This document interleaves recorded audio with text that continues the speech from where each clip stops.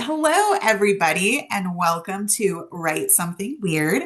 I'm Sophie Stern, and I'm here today with my wonderful guest, Al Davidson. Hello.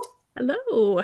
So, Al and I were trying to remember the first time we had a book signing together because we're both local authors. And I think we've done a couple of events together, but we sort of landed on it was probably a Karma Community Market event, which is one of my favorite events just because they're so fun and you get to meet so many people. But Al, could you tell us a little bit about yourself and what you like to write? I started out writing just horror romance, and then I kind of moved into paranormal romance, which then led into the monster romance, and then there's some sci-fi romance in there. So I just kind of am like a horrific genre romance author. It's kind of what I landed on. I love that. So, do you have like a favorite, like subgenre of romance or horror that you write in? I really like paranormal romance. I'm a monster girly. I've got that Guillermo del Toro thing where it says like I love monsters. I grew up watching Beauty and the Beast and I would like sure, I'll pick a minotaur over a man any day. Any day. Oh, absolutely. Oh, that's really fun because, I love paranormal too and monsters and was also a big Beauty and the Beast fan, of course, because the library, Yep. it was I always so tell good. people that like my start was Beauty and the Beast and Hercules. I love big, strong, Oh. tall himbos with one brain cell. Wait, I Like, love that. so So when you write, do you write a lot of himbos? Are your monsters dumb but sexy? yes. Wait, Like really? my weakness, I always tell people that I have three genres of characters. They're either Okay. grumps, they're beans, or they're himbos. And there's no Interesting. other genre. So they're either big, dumb, and stupid, they hate everything, or they're just the most innocent cinnamon roll you'll ever meet in your life. That's amazing. So do your readers have a preference? Have you noticed like they all tend to go towards like the cinnamon roll or is it the himbo? They all really like they call them the big ol' baby girl husbands. They like the gruff husband characters that are like, touch them and die, don't touch my Yeah. person, like I'm gonna sit here in the corner and be angry about everything. Those are everyone's favorite characters. Like they are absolutely feral for the cannibal mountain man who lives in a cabin in Tennessee and hates everyone. That's their favorite. And I'm like, okay. You're like, I'll give you more of that. That's I know. fine. Like that works So for does that me. surprise you or are you like, no, that tracks? No, I was honestly shocked at how much people liked that character in particular, but then it's also like anytime I have like a strong, caring husband character who is gruff and just doesn't take anything from anybody, that's the one that people always tend to love that, or they have to be really, really country fried and be like super southern, cowboy-ish type of genre of things. But they call them my big old baby girl husbands. Big old baby girl husbands. Wait, I kind of love that. So is I that do is too. that like your pitch when you're at a book Yep. event? Yeah. Okay, Yeah. that's It's amazing. that So and go it's ahead. haunting and heartwarming romance is that with Okay. big old baby girl husbands is kind of like the general That's pitch. okay, that's solid. Yeah, I fear that would be my undoing if you pitched that to me. That's really fun. So, have you always written that type of character, or did you kind of like have like a progression of I'm gonna write a really sweet guy first, or I'm gonna write a guy that's like a little moody, but then you leaned into it? I was actually thinking about that the other day because I've been writing since I was like 10, and that has kind Okay. of always been the thing. And I have some of the books that are kind of like the bigger ones that's kind of kickstarted this point in my career. And then I look back at some of the ones that I wrote when I was a teenager, and it's like the cast of characters are like copy and paste. It's just like Oh, reskinned version of the same thing. So it's like one of those, I'm like, yeah, interesting. this is kind of what I've always had, this cast of Yeah. characters type of thing, and it works. It works out really well. People tend to like them, so I love that. And I love that you've kind of like returned to your teenage roots. yep. It's so funny. I feel like authors, we're very much the same. I feel like all authors are kind of copy and paste ourselves. Yep. But I know that I wrote a lot when I was a kid and my grandma sent me a couple stories I had written and there were like shape-shifting animals. I did not remember Yep. writing this. She was like, "Yeah, you were real weird. You wrote a story about a hamster that turned into a kid." And now I'm like, "Oh, what if polar bears could turn into a man and then fall in love?" Like that Yep. makes perfect sense to me. Yep. It's funny when you sit and think about those sorts of things and like the shows that you'd watch growing up and the movies and how Yeah. much it would impact it. Because I'm just like, yeah, mine are always just a ragtag group of people, and one of them's always the plucky leader. There's always a big, tall, grumpy man. There's a himbo. There's always just kind of like our little ray of sunshine. And it's just like that's just kind of always how it is. And even now, that's the kinds of casts that I write, and people love them. So it's which it makes me happy because that's what I enjoy doing. Yeah. Absolutely. So do you have like a favorite character or a favorite book that you've written? I did up until this past month when I started writing something new that has completely Okay. taken over my brain to the point that all of my other projects had now been shifted back by a month because I'm just so engrossed in Okay. this thing that I was just it was came from me playing around of Phasmophobia with a friend when we were like doing our little ghost hunting thing, and they were like, you should write a book set in a lighthouse about ghost hunters. And then the next thing I know, it was like Okay. before I woke up the next morning, I was like, oh, okay, here we go. And then of course, because I'm me, I can't do anything normal, and they're like, well, maybe we should make it Omega Verse. And so now it's an Omega Verse ghost Okay. hunting book in a light. Okay. And it's just Love that been it's the in a most lighthouse. fun and relaxing and refreshing thing to write. It's just been one of those. I think I'm at, it's just this novella for now, and I think I'm almost at 40K words, and the span's been like 2.5 weeks. Okay, And they slay. just won't All leave me right. alone. So I was like, okay, we'll go with it. That's such a good feeling, though. That's how I Yeah. was when I wrote You're My Favorite, my book that came out a couple months ago. It Mhm. was one of those projects where, again, it's just like you, like everything else kind of went on the back burner. And I was like, I just kind of want to live with these characters for a little bit. Like, I'm a little bit obsessed with this story. Yep. So, do Yep. you feel Same. like that obsession is helpful as a creator? Yeah, it's one of those that people are always just kind of shocked when I tell them like how many words I've written in the last like couple years since I picked writing back up. And I want to say at this point my write anniversary is on the 27th of March. So it's like coming it's like Cool. in a week-ish. And so I'm really excited to like total, but I go through and take all of my documents and I look and just take all the word counts and count it all up. And at this time last year I was at 2.6 million words in 5 years. So I'm at this point where I'm like, Okay. I'm pretty sure I've hit the 3 million word mark. I And bet it's you one of those have. that I think that obsession and that passion is just makes it to where I haven't hit burnout. I just still enjoy Mm. doing it. It's just I make time it for every day. I'm sitting down writing and working on it. Like I haven't finished my taxes yet because I've been sitting down working on this book. My tax man's getting mad, but Oh it's like no. I can't help it. They're being romantic. Like what do There, you you want know, me to do? I can't help it. They're being romantic. I can't That's help a it. We good need line. it. That's amazing. No, I do love that line though. Please write that into a book. It's fun. I just, yeah, I still really enjoy doing it. And I'm like, wow, it's been 6 years since I picked it back up after COVID because that's what we all did. I Yeah, feel like that's where the renaissance of that came from. And it's just like, oh, I had time again. And yeah, time. I still spend, 40 hours a week working on it and I don't get bored. And I have still not getting bored. So I'm like, well, I'll hit burnout eventually, but maybe it'll be when I'm like 50 and I have Yeah. arthritis and I've been sitting in my chair like Gollum for a couple decades. Okay, I just want to say 50 is not that old. I think you'll make it long past that. So talk to me a little bit about your writing habits. I know you said 40 hours a week. Do you have like a writing routine? Are you like, I sit down for 8 hours, or do you break it up?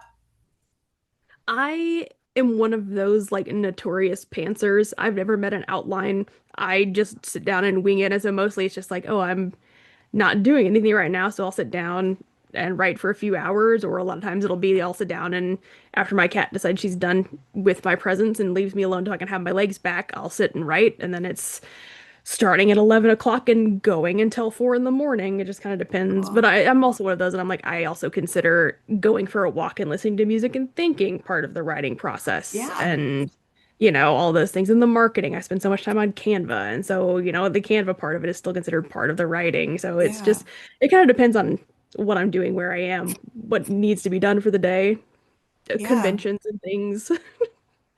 Well, and I like what you said about like the thinking and listening to music being part of the writing. I feel like that's Yeah. really, really important as writers to just kind of spend time sitting with the story and just Yep. thinking through different like scenarios. I feel like when I do that in my own writing, it definitely makes the story stronger and more interesting. Yeah, same. And it's like that thing where like everyone's like, oh, you should write every day. And it's like, well, writing can be part of whatever you need to do. If you needed to spend a day researching shark anatomy for a shark man romance, then that's what you're gonna do. And then you're gonna have an unhealthy knowledge of shark anatomy, but that's part of the writing process. And it's I think there's just so much pressure on that aspect of like, oh, you have to read every day and write every day to be a successful author. And it's like did nothing for the last 2 nights except for play Pokemon. Like you can take breaks and you can Yeah. change the outlook on it to make it to where writing is whatever the process needs to be for you, which I think is super important to keep from burnout So and we're not going to skip past the Shark Man comment. Can you please tell us more about the shark and your knowledge of shark yeah. anatomy? I didn't think it could get worse than having to do research about snake anatomy for my Gorgon. Okay. What I did. And it Okay. was one of those that I'm very active on my Patreon. That's where like most of my Cool. stuff is I find it less stressful to ch upload a chapter at a time instead of having a whole book done. And I Valid. have a wider audience that way. It's just way less stress, more fun. But I gave them a poll. As I was like, okay, we're gonna get back into writing the spicy stuff. What do you all want for Valentine's Day? And I gave them a poll. And those weirdos voted for some sort of monster romance story. And I was like, Okay. okay, I've been wanting to do a Shark Man thing for a while. Okay. I don't know much about sharks, but it sounds fun. And I think whale sharks are cute with their little spots and everything. So like we'll just make it into a big, Yeah, of course he turned into a big 7 foot tall himbo because of that's what course. I do. Your And specialty? exactly. And so I just kind of started writing this story. I was like, oh, it'll just be kind of like a fun little, smutty little fling story. And then all of a sudden it's turning into an almost 10,000 word short story about a researcher who goes to work in an aquarium and falls into the aquarium and realizes the whale shark is a giant man and the giant shark man is really into him. And so Okay. I had to learn all about sharks and how their anatomy works. And I know now that their skin, if you rub it the opposite direction, it feels like sandpaper. So I had to figure out how to make that happen when there was things happening, you know? Yes. Yeah, no. I love that your fans kind of got to have like a say in what Yeah. you were writing. That's kind of fun too. I think that's one of my favorite things about like being an indie author in general is just that Yeah. connection to readers. I feel like we are so close to our readers. Yeah. Yeah. So what And else have they made you write? well, the Omegaverse is something that they made me write. A bunch of my horror novellas are now getting sequels, even though I wasn't really planning on giving them sequels because they asked me to. I'm trying to think of what else that I had done lately. My cozy, like paranormal farming romance series has gotten so big that people are just like, oh, we want more of this world and we're expanded. So what was going to be a 4 book series is now turned into 4 books with another 4 book spin-off with 2 more web novel spin-offs and now a sports romance spin-off. And so I'm never gonna escape that world. My Minotaur romance was another thing that they had a Cool. say in, and that worked out really well. And so we're making another one of that series as well with an orc, because why not? Okay. No, I mean, why not's a great question, but can you tell us a little bit more about Minotaur romance? What is Minotaur romance? I have not read one yet. So I would love to know how is it different from like a shark romance or like I read a lot of bears. Bears are kind of my specialty. So how is a Minotaur different than like a polar bear? It's really fun to describe scenes about them holding onto the horns. I will say that. It's one of those two that like there has been a weird little like spike in it's been specifically gargoyles, minotaurs, and orcs have kind of been since last fall the kind of like rise of the weird Okay. monster subgroups. And for me, it was one of those that I got invited to a monster romance charity anthology, and I was like, well, I Okay. wanted to try something with a minotaur before. It's a short story, might as well give it a try, and came up with this idea about a matador and a minotaur who work together in a circus, and they put on performances together, and they decide that they're going to fall in love, and it turned into this whole story. It was just an interesting thing because it's it's one of those that it's a myth that is very well known. So you have a Yeah. lot of like reference art and things you can work with, and it is kind of one of those that's like this is the most human thing that you can really get to compared to a lot of other things in a lot of ways, and it's just kind of more accessible. So it was a very easy entry point Yeah. into the genre because even the first thing that I technically officially published was a Minotaur horrorotica short story on Kickstarter. So like my Okay. roots were very far back into the mythology aspect of the Minotaur thing, and it's fun. I learned a lot about cows. Like I'm just like, oh, cows are so soft and they're so fun, and I can just make that into a romance aspect thing. I feel like for me, that's definitely one of the most fun things about writing. Like any kind of paranormal or monster romance really is those like really specific deep dives that we Yep. do. Like again with the bears, I feel like when I go to the zoo, I'm like, I can tell you about this bear and that bear, Yep. and I feel like a little kid again. It's funny, all of my like friends who are also my readers are now sending me the memes. Apparently this is a thing, but it's like you have the shark autism. I was like, I didn't know that was a flavor of autism you could get, but apparently that's now I'm just getting like shark autism alert posts. And I was like, you Oh my guys, I was like, oh goodness. really? I was like, it was one story. But I was like, but it could be two. But it There are could lots of it breeds of could be sharks. too. That's true. So now is there an animal or some kind of monster that you haven't written yet that you want to?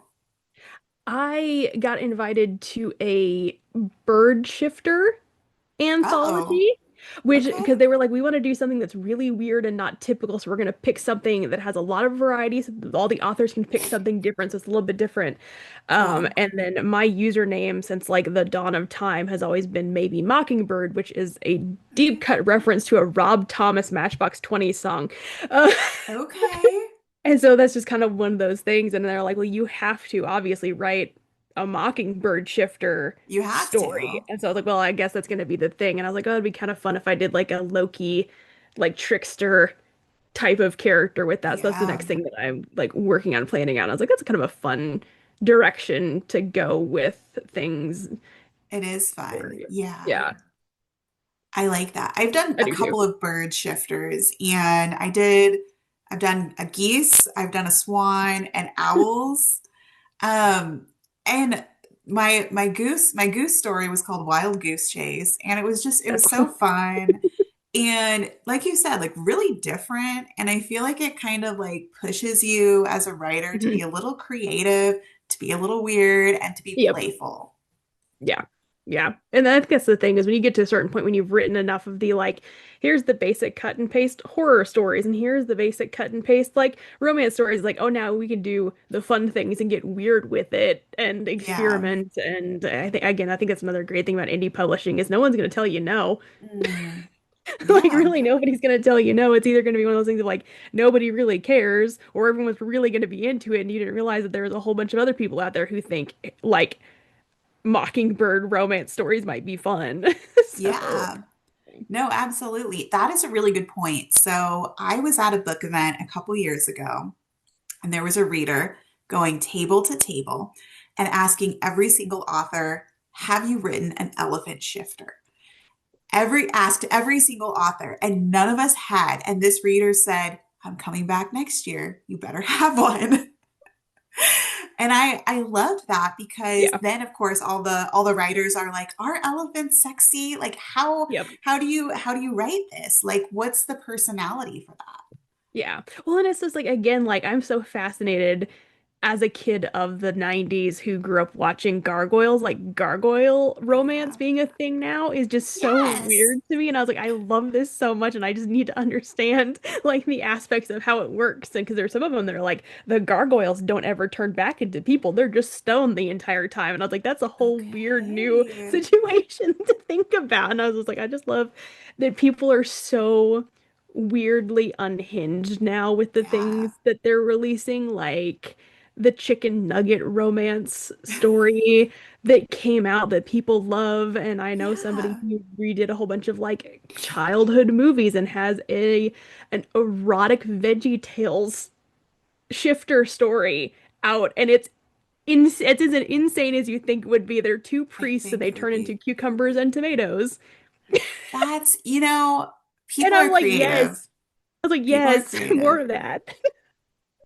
It's so interesting how like I feel like we get to that certain point and we like kind of let loose. And I Yeah, love that. I love to see that.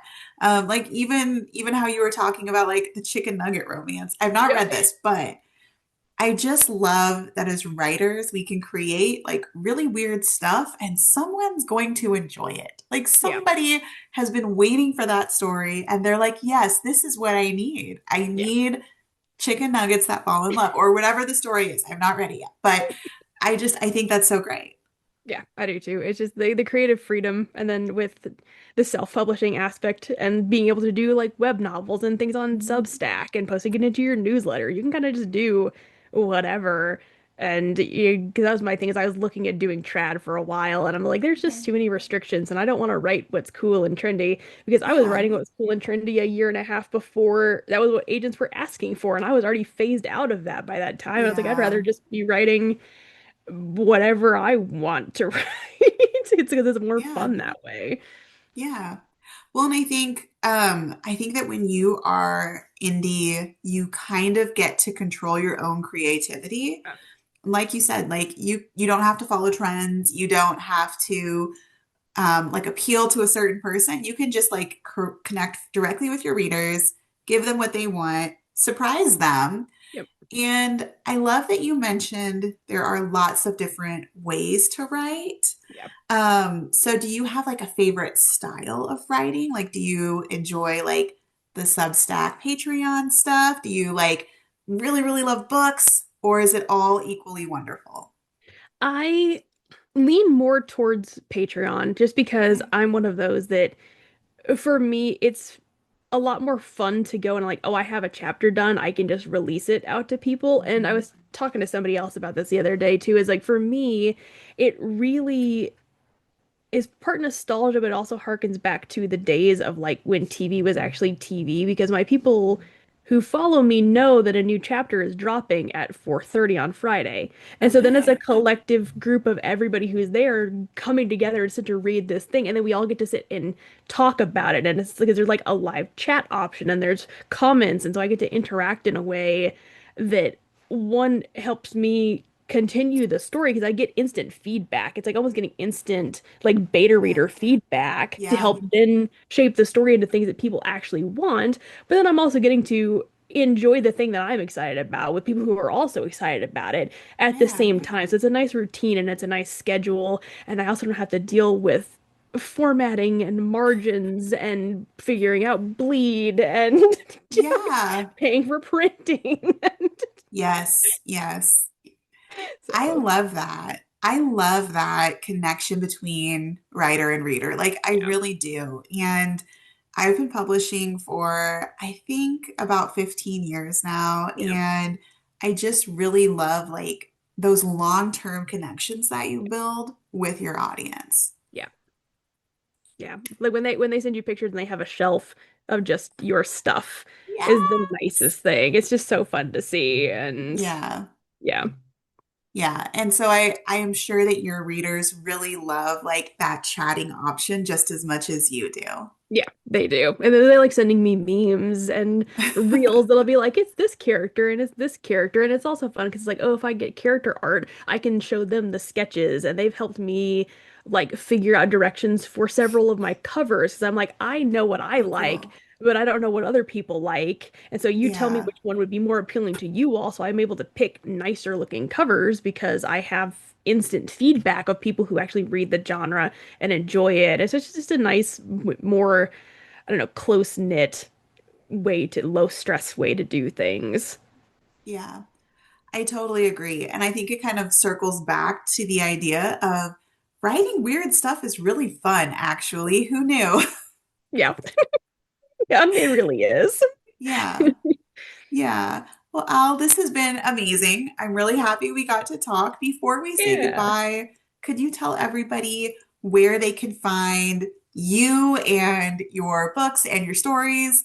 What's the best way for people to get connected with you?